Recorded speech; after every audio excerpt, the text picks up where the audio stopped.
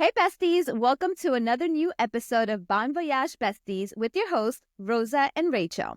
On today's episode, we're going to be chatting about love on the go, how to navigate relationships while traveling, and friendships. All right, so let's talk about it. When this episode goes live, it's going to be right around Valentine's Day, so very timely.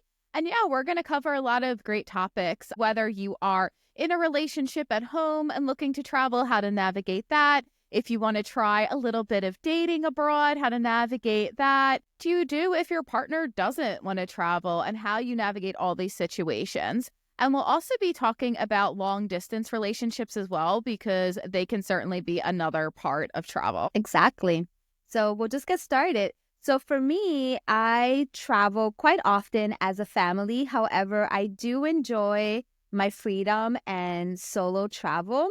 So as much as I enjoy traveling with my daughter, my significant other, I really do enjoy that me time, but it comes with the sacrifice, right? There's certain times or certain destinations that we want to travel together as a couple, but perhaps he's not able to go due to work constraints or other factors. But at least I'm not being held back from experiencing these new destinations or even business opportunities by traveling by myself.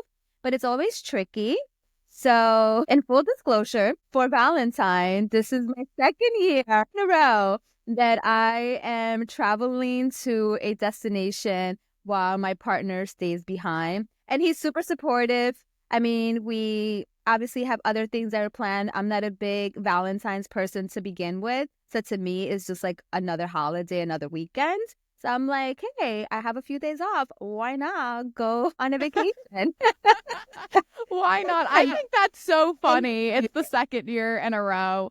And for that trip, we're actually doing a girlfriend's trip on Valentine's Day, which is going to be super fun. We'll be going to St. Augustine, and it'll be amazing. First time for me visiting the area. So that's always complicated. I think it's very important when you do have a supportive partner that you are able to have these type of conversations and always compromise too, be open about your travel desires, dates, and be flexible to negotiate. So for me, whenever I travel by myself, I never go on a very long extended trip. I usually kind of stick to about maybe 4 or 5 days or like a weekend getaway. So I don't feel guilty of leaving my partner behind. So that's one thing to make sure that you're considering, is that you're having an open conversation with your partner.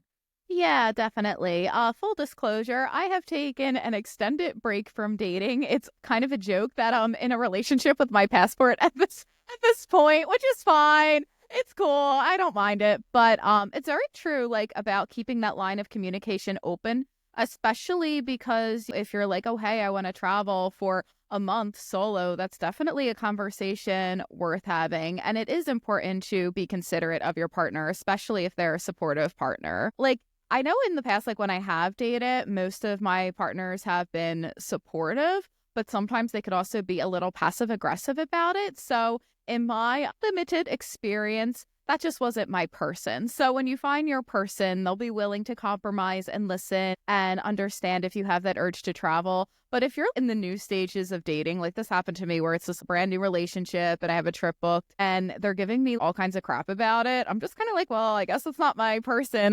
Bon voyage. I know, and it's all about compromise and obviously not taking advantage. So like I said, whenever I do travel by myself, either I'm traveling for business. So as a content creator, sometimes I go on press trips and it's just more feasible for me to go on my own as opposed to bringing a plus one.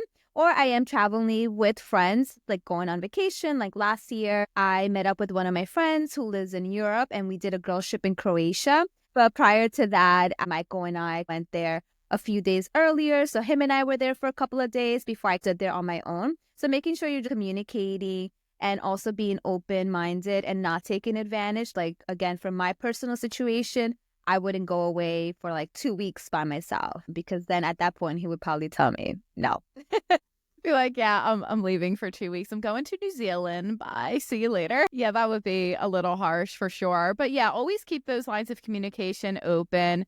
And how I always feel about relationships, like even if the conversation is uncomfortable, I'm always a huge advocate for have the conversation. Like if you want to travel, don't like drop little hints or dance around it. Just be like honest and forthright. And if you have a good partner, you'll be able to come to a compromise that works for you for sure.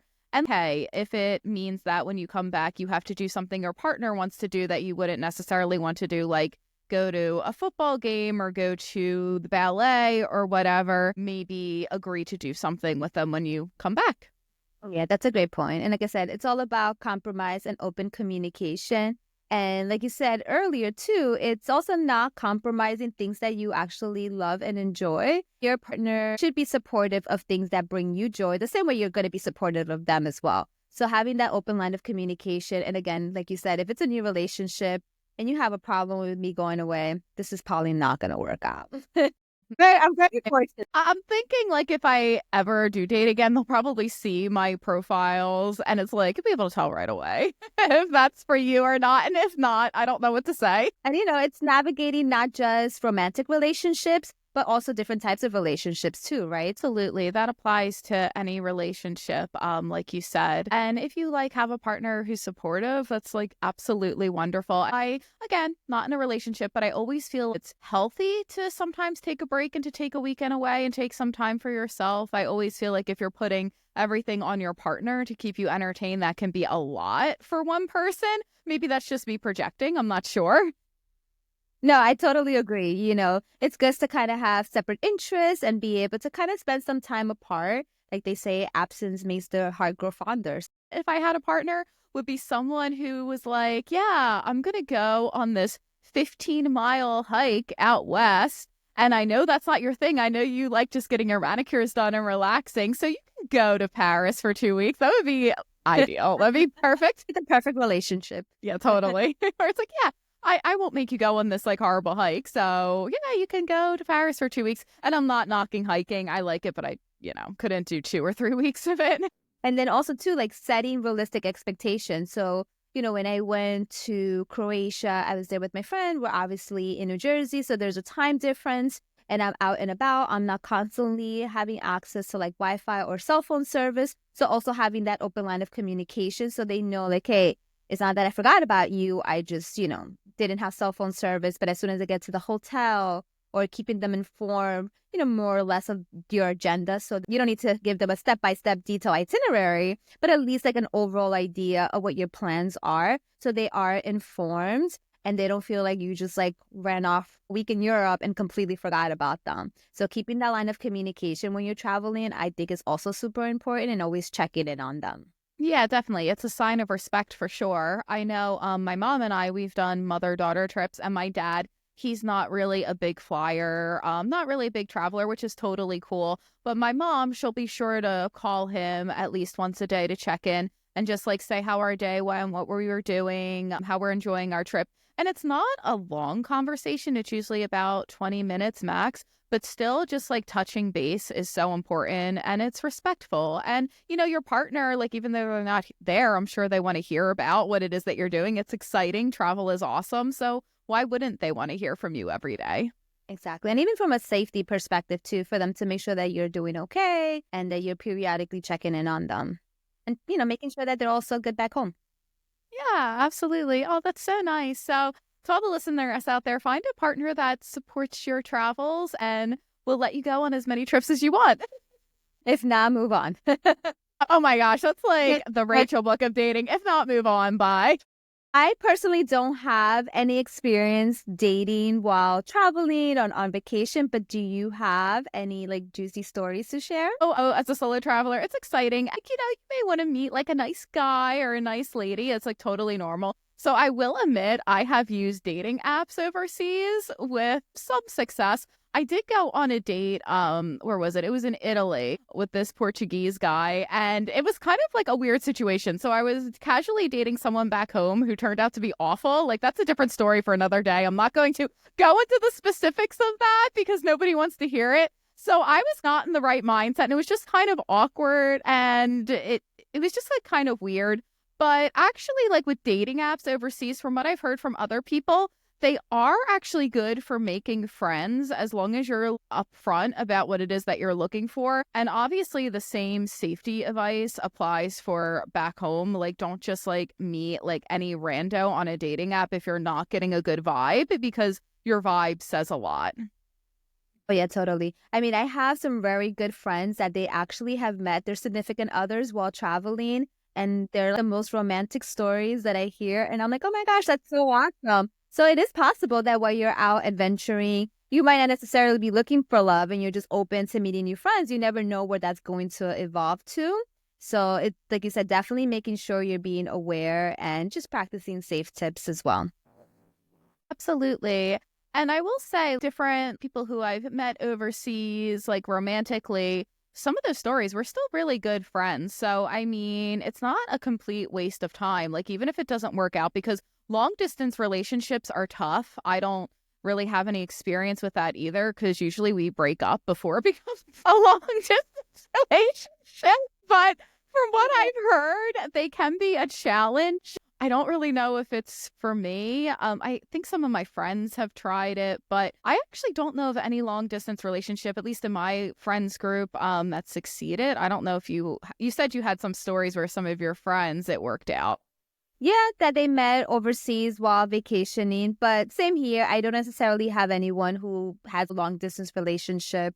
If they meet someone and it translates into something more, it's been a couple of my friends that's happened to. I actually went to a few of their weddings, so it's just amazing just kind of hearing the story. It's like, oh, this is where we met, and I'm like, oh, that's pretty cool.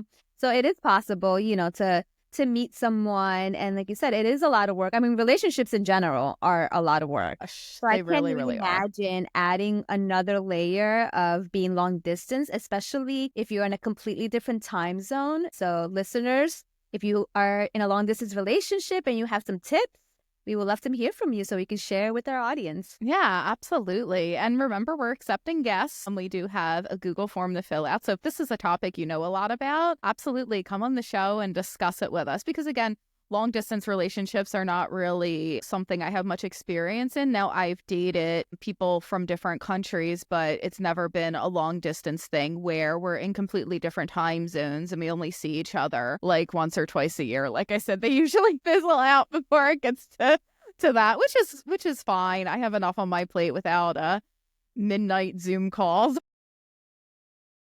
I have my friend Michelle. She lives overseas, so she's over in Portugal. And, just navigating a friendship long distance is a lot of work because we're in different time zones. Sometimes when she's available, I'm at work and vice versa. So just like communicating sometimes and just making sure that we're kind of connecting and syncing at the same time could be challenging. So again, I can't even imagine a relationship. So if you're able to make it long distance, then props to you because there's something substantial about that relationship right there. So it's Valentine's Day, and I don't want to be a total bummer, but I'm actually wondering about travelers who've used traveling to get over a breakup, because this is really common too in love, where they have this relationship and it doesn't work out. So they're like, oh, I'm going to go travel. It's going to heal my heart. It's going to heal like my soul. I have some experience with that, but I don't know if you do, Rosa. So not on a romantic level. So when my dad passed away, I had a trip planned to Spain. My friend and I were looking forward to this trip to Spain. It was our first time both going. We had like an epic itinerary planned and we were both super excited for that. Unfortunately, a few months prior to that, my dad had passed away and everything was already kind of paid for. And I was kind of like in a rut, a little, depressed. But then I was like, you know what? Everything's paid for. We're going to go, and went on the trip. So it's hard to kind of navigate your feelings because you want to be excited for a new destination, but at the same time, you're sad, and especially when you're traveling with someone else. You kind of want to be at B. You don't want to bring the other person down. Halfway into the trip, I was like, you know what? I'm here. I know my dad would have loved for me to experience this and be joyful and be happy. And it kind of shifted my mindset. And I was able to actually, for the first time in a very, very long time, enjoy myself. So what started off a little rocky ended up being a little bit more healing than what I had imagined. And we had a good time. And I still thought about my dad and I was a little bit sad. But at the same time, it was kind of like a pivoting, healing moment for me that I was able to kind of let go a little bit of the grief. So I think travel can definitely be transformative when you're going through a situation, breakup or loss. It can definitely help. Yeah, absolutely. Because again, it's just sort of getting out of your own head. And sometimes like a change of scenery can really go a long way. I know for me on the breakup end, I had ended a year-long relationship right before taking a trip to Madrid. And this trip had already been booked. It was pre-planned. And the relationship, it was kind of draining anyway, and it had been going south for quite a while. So I did feel a little relief when it was over, but I was still angry and, all the feelings just like in your head bouncing around like crazy. And it was one of those situations where I felt like everyone was in a happy relationship except for me. So that got old really fast. So I was like, you know what? I'm going to keep this trip to Madrid. It'll help me feel better. And it did. Like, it did get me outside of my own headspace. I really love art museums, and Madrid is known for its fantastic museums, such as the Prado. I spent hours in there. And then, of course, it helped that I was staying at a party hostel. I won't lie. Lots of great people. I remember sitting in the common room and we had on the Barcelona game. And they were just so funny, the owners. They were just like, oh man, we just really hope Barcelona loses. If they do, we're going to go out and celebrate. And it was just like a lot of fun. I met a ton of really great people. So it was healing in that way. I'm sure part of it was like numbing the pain a little bit, but it was a great time. I love how we have like this whole healing moment, both in Spain, but it's funny because same thing, we had planned a trip to Ibiza. So we started in Barcelona, went to Ibiza, and I'm like, there's no way I can be surrounded by all of these hyped up, energetic, happy people and be sad. And then that's when like my mind shift changed. So like you said, sometimes getting out of your own headspace, and maybe it could just be that too. You're just like numb to your surroundings, but hey, it worked. Yeah. So the advice like here is if you go through a breakup, go to Spain. It's great. Go to Spain, stay out till 6 a.m., enjoy the tapas, enjoy the beautiful people everywhere, the museums. This is not financial advice. Just to kind of recap a little bit of our conversation, it's great to be able to explore. And it's also great when you are in a relationship that you both get to enjoy that. But when you both have different interests, having a partner that's super supportive in your own personal journey, I think is key. And like Rachel said, if you are single and, you're traveling overseas, you want to mingle with others, dating apps are a good option. The old school way, go to a bar or a museum. Yeah, I have no problem rocking up to a bar by myself. Full disclosure, I have no issues with it. So if you had to give someone a piece of advice when it comes to navigating relationships and travel, what would that be? Man, so if you are in an established relationship at home, I always advocate for being honest. Like I said, if you really want to travel and that's where your heart is, even if you feel awkward having the conversation, still have the conversation. It'll make you feel better. If the person really cares about you, you'll come to a compromise that is reasonable for both of you. And if you really truly feel like you can't talk about this topic with your partner, then you have to do some soul searching and think about whether or not this person is for you, because in a relationship, especially a long-term one, you're going to come across challenges that are way more serious than traveling or not. I mean, think about it as you get older. So definitely be honest, have the conversation, but also be willing to listen and to keep an open mind. I also think that's key. But whatever you do, don't keep it bottled up. Like if you really want to go on this trip and your partner doesn't want to go with you and it's just eating away at you, eventually that's going to lead to resentment. And resentment, I feel like, is just a total relationship killer, total buzzkill. And if you're single like me and you want to travel and date, my advice to that is have fun, enjoy yourself, but always be safe, trust your gut. Don't feel pressured to go anywhere or do anything that you wouldn't do at home, and just, be safe. And also be aware of the cultural norms of the places that you are visiting, because even though casual dating, it's totally cool here in the US and it's totally cool in Europe, there are some destinations where it may be frowned upon. So always read the room and do your research, and just keep in mind the cultural norms of different places that you travel to. No, that's definitely a good tip because, like you said, from destination to destinations, the cultural aspect can definitely vary. So you don't want to put yourself in a predicament where, one, you feel uncomfortable, or it can also be a matter of safety as well. So making sure you understand the different rules when you're traveling to a new destination and just staying safe. And then just to kind of touch back on the relationship aspect, it's also about compromise. Also know your limitations, right? If you are in a healthy, established relationship, have an open line of communication with your partner, but you also have to be receptive and actually hear and be able to compromise. Maybe you are taking too many vacations. Maybe the compromise is hey, You can go, you can travel, enjoy yourself, but maybe limited the amount of days that you're going, or maybe limited the amount of times a year that you're traveling. It's always being able to kind of find that compromise. It shouldn't just be like a one street lane. So compromise, communication, and understanding, I think, is definitely key in being able to navigate, traveling and relationships. Yeah, absolutely. And if like that is the person for you, you'll eventually both come to an agreement that you both feel good about and you feel happy with. And if that means compromise, then great. So, do we have anything else to say about love and travel? I wish we had more to say about long distance relationships, but I really, like I said, haven't been in any. I did meet this one guy in Scotland on my first solo trip, and we did stay in touch for a year. It wasn't a relationship, but we were texting every single day. I have one very random story. This is like way back when, one of my first trips to Dominican Republic, my friend and I were traveling and we met some local people that lived in DR.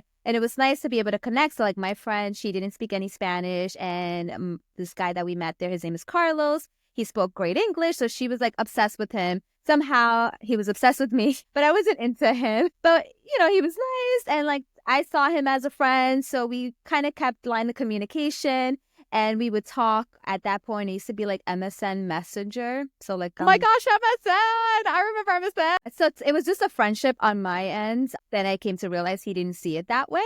Oh gosh, that's always so uncomfortable. And this is where I actually have an issue because I always avoid those conversations. Like, here's me saying, have the conversation.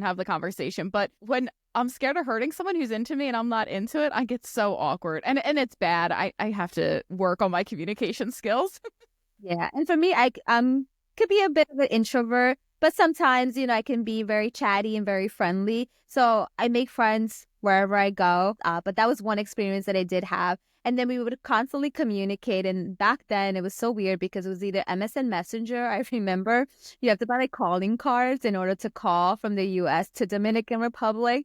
And at one point, my dad said to me, he's like, this guy likes you, right? And we're just friends. It's not that. It's not that. He's like, I'm in America. He's in Dominican Republic. What does he think is going to happen? My gosh, it reminds me, like your dad, it reminds me of this time. It was years ago. And I was walking on the beach with my mom in New Jersey. And I was venting about something. I think it was animal rights. And these two guys came up to us and threw a football. And they were like, it's your turn. And I like wasn't even paying attention. And my mom caught it and just kind of like threw it back. And we kept walking. And she was like, Rachel, they weren't throwing the ball at me. Like, what is wrong with you? Like, you're like venting about like something with animal rights. And you're just like blinders like on. Doesn't matter if you're, here in the same state, same city, long distance. If it's someone that you truly care for, then you make it work no matter what. But again, making sure that you're staying true to yourself. I'm a huge advocate. I love. And, I think it's great when you find a significant other that truly cares for you. And, you are fortunate because not everyone can be fortunate enough to say that they have someone in their life that truly loves them, right? Mm-hmm. But you also have to self-love, I think, is even more important, right? Loving yourself, making sure you're staying true to your values and not compromising on the things that bring you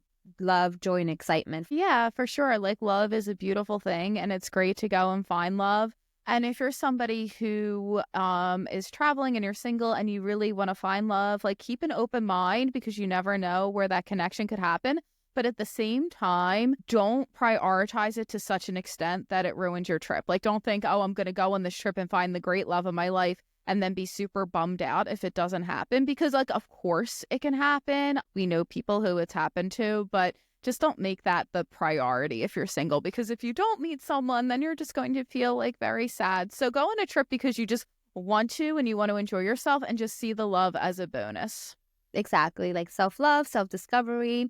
And like you said, that's just added bonus to any trip. All right. So I think we covered everything that we needed to discuss about love and travel. Of course, if there's anything we didn't touch upon in this episode, it was kind of a very broad episode. Like we could probably talk about breakups and travel for a full 30 minutes. This was an overview. So if you have any thing that you would want to add, feel free to reach out and contact us. We always love hearing from you guys. And as always, if you want to be a guest on the show, feel free to reach out. We'll send you the Google form. And happy Valentine's Day to everybody. If you're in a relationship or not, celebrate love. That's what it's all about in all its forms. We love you. And as always, Bon voyage, besties. Bon voyage, besties. We'll see you in the next one. Happy Valentine's Day.